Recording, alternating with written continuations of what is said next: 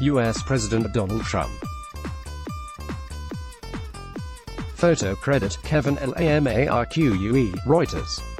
In fairness to U.S. President Donald Trump, he is not alone in his bafflement at the behavior and political beliefs of the bulk of American Jewry. But as has been the case with previous of his often indelicate gut reactions to current events, his statement this week about Jews and the Democratic Party was distorted by his enemies and blown way out of proportion.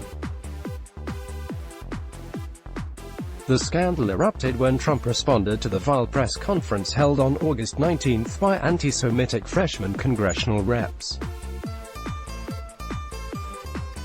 in Omar D., Minnesota, and Rashida Tlaib D., Michigan, whose plan to visit Israel and Palestine earlier this month on a mission to bash the Jewish state was thwarted. The sojourn, organized by the radical Palestinian NGO Miftah, not only supports the boycott, divestment and sanctions (BDS) movement against Israel, but has praised suicide bombers as sacrificing their lives for the cause. You know, the cause of killing Jews. Oh, and some of its members have written pieces claiming that Israelis drink the blood and steal the organs of innocent Palestinian children, the usual blood libel stuff that the Democratic Party of old never would have tolerated, let alone ignore to placate members of its ranks. Initially, the Israeli government was going to grant visas to Omar and Tlaib despite the law enacted in 2017 to bar BDS activists from entering the country. After Trump expressed displeasure with the decision, however, Israel backtracked. This was much to the chagrin of many Jews in Israel and abroad, of course, who feared that banning the disgusting duo, shockingly defended by fellow Democrats, would give Israel's detractors additional ammunition in their war against the Jewish state. So when Tlaib claimed she needed to come to the falsely named occupied West Bank to visit her ill-hurt mother, Israel relented. BDS legislation or no, the Israeli Interior Ministry would honor her request on humanitarian grounds. But, milking her victimhood, the most valuable commodity a Democrat can have these days, to the max, Tlaib snubbed the offer. No ailing granny was going to prevent her from exploiting the episode for political gain. When asked by reporters why she opted out of the trip, Tlaib, weeping with pathos, offered a nauseating little explanation, through tears. At 3 o'clock in the morning, she said, "We all decided as a family that I could not go until I was a free, American, United States Congresswoman, coming there. Not only to see my grandmother, but to talk to Palestinian and Israeli organizations that believed that my grandmother deserved human dignity as much as anyone else does." One shudders to imagine what kind of press conference she would have given had she actually made the pilgrimage to the Palestinian Authority. It most certainly wouldn't have included horror at the past persecution of women and gays, for example. Ditto for Omar, who said that Israel's move to prevent the visit, during which the BDS-promoting pair was slated to meet with Palestinians, Arab members of Knesset and radical left-wing Israeli groups, was not compatible with being a democracy or a U.S. ally. And then she suggested that America sever its financial aid to that naughty ally. Under the circumstances, Trump's response made perfect sense. 5 years ago, the concept of even talking about this, even 3 years ago, of cutting off aid to Israel because of two people that hate Israel and hate Jewish people, I can't even believe we're having this conversation, he said.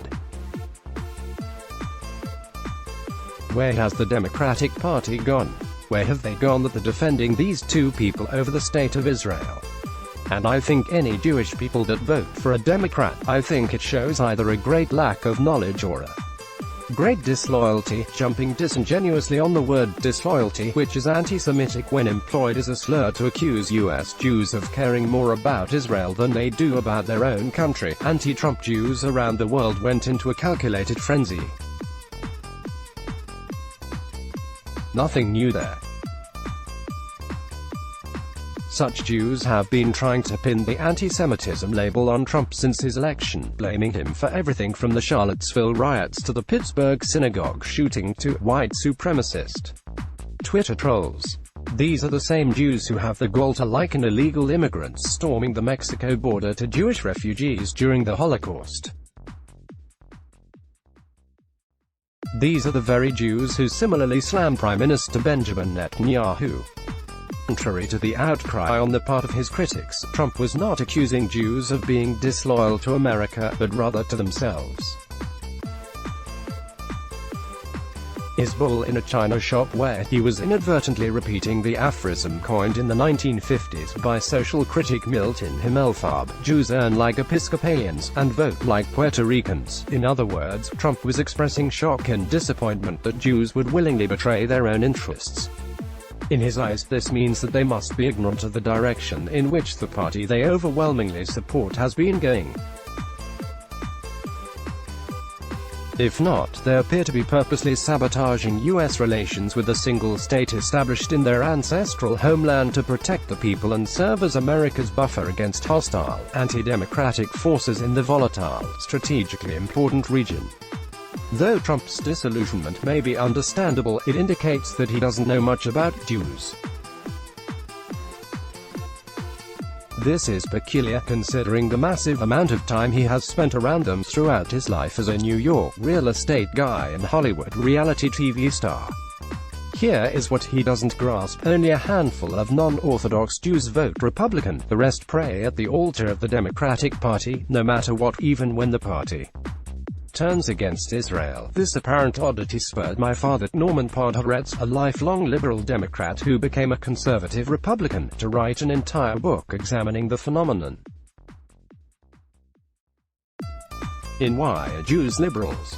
He concludes, "See, contemporary liberalism demands that, unlike any other people, Jews must justify the space they take up on this earth.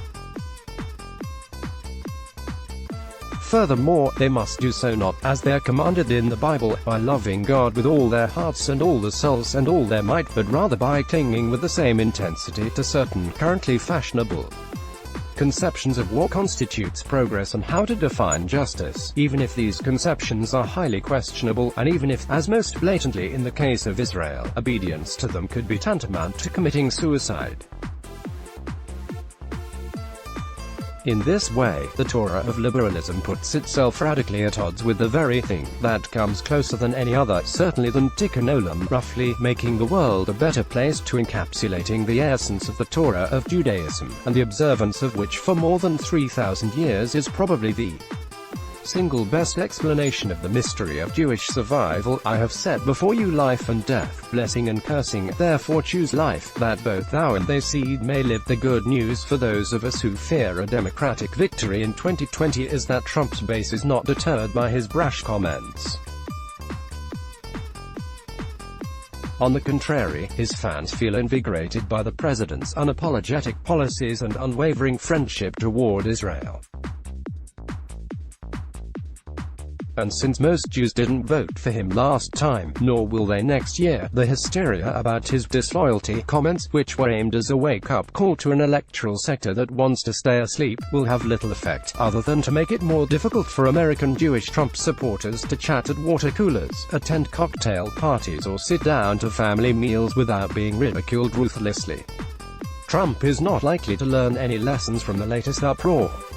But then, neither are his rivals. Archont equals _ join Jerusalem Post Premium Plus now for just $5 and upgrade your experience with an ads-free website and exclusive content.